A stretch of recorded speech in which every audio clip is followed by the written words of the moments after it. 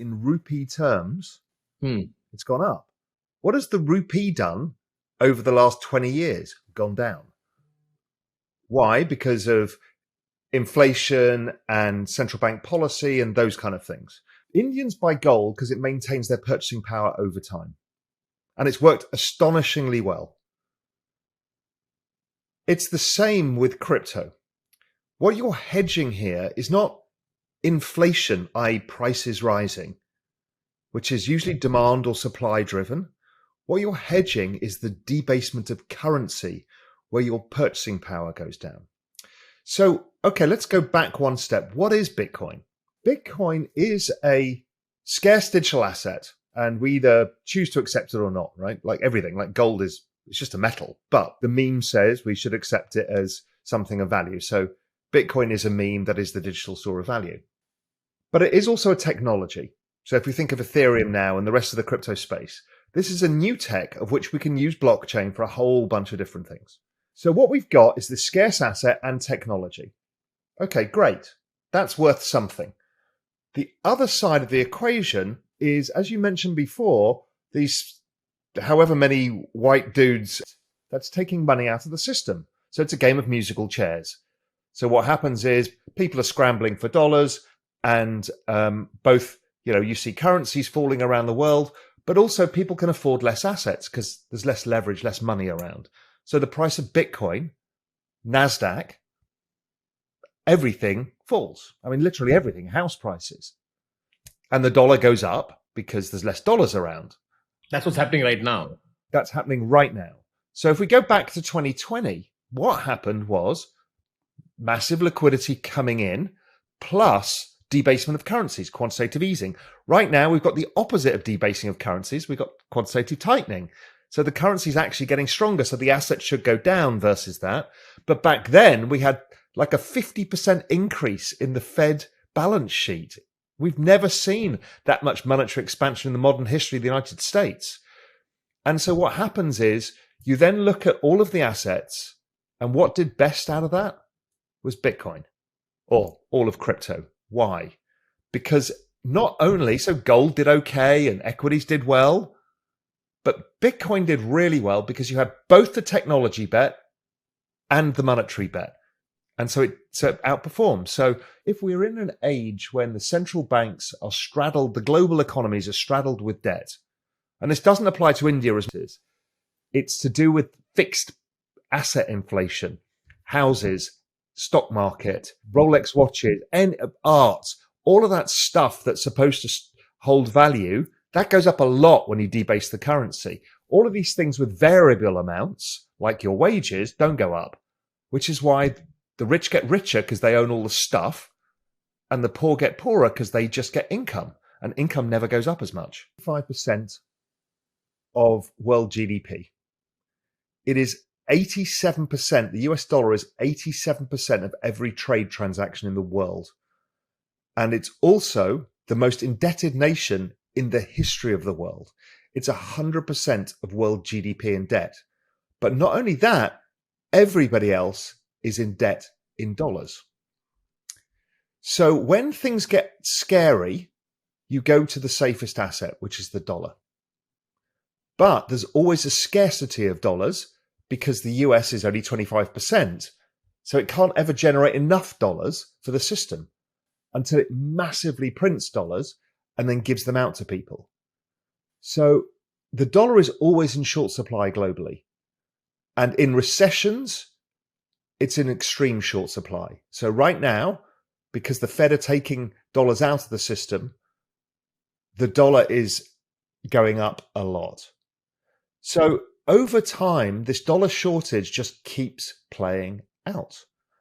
Everybody uses the dollars because they have to, because 87% of trade is in dollars. So you've kind of got a gun to your head. You need to use dollars.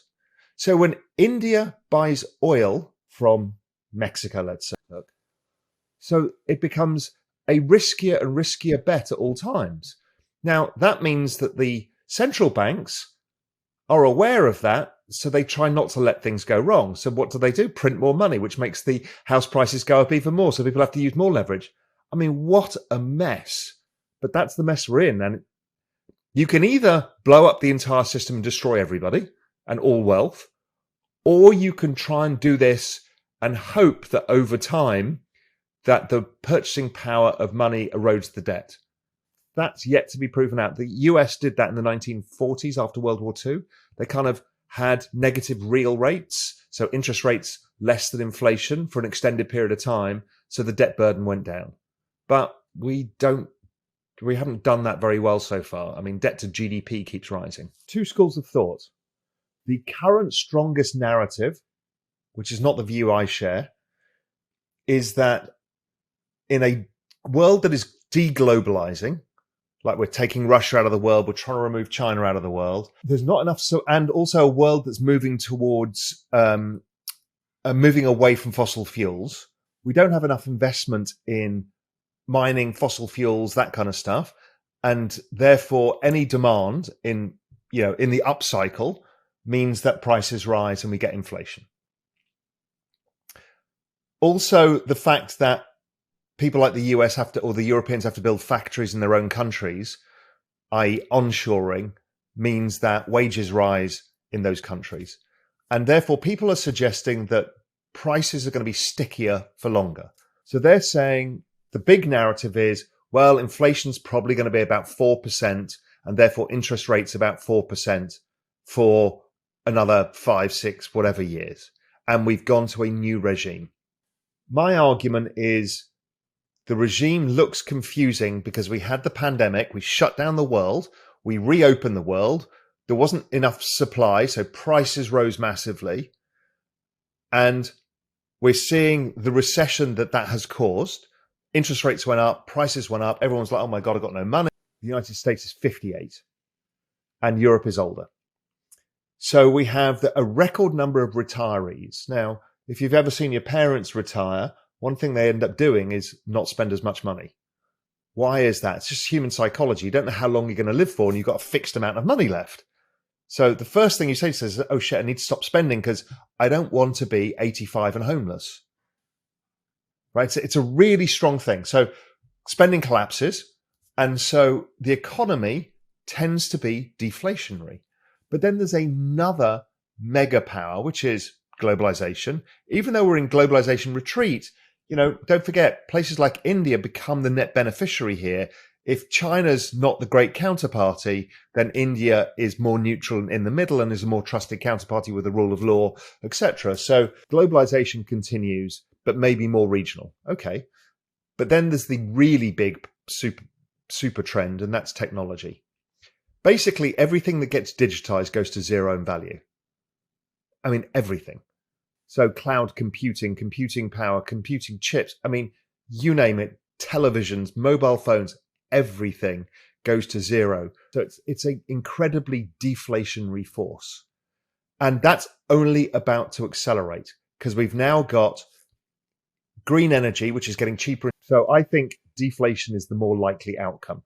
And to give you a historical comparison, we've only really shut down the world a few times in the past. The last one was obviously World War II. So World War II, the whole world was shut. Everybody was out of the labor force and in the state sector or in military or working on bombs and planes and that stuff. So what happens after World War II, 1946? Everybody comes into the labor force looking for a job. Everybody wants to spend some money because they've been out in the military. Nobody's in the factories yet. So we get this massive supply demand issue, which is very similar to post-pandemic. And what happens is CPI in the United States goes up to 20%. The Federal Reserve raised interest. Well, it wasn't the Federal Reserve raised rates. And then what happens is we went straight to deflation 18 months later. Then we have a rebound, and then we settle in this period of interest rates were about 3%.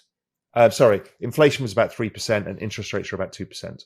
And we did that for 20 years, a massive fiscal stimulus.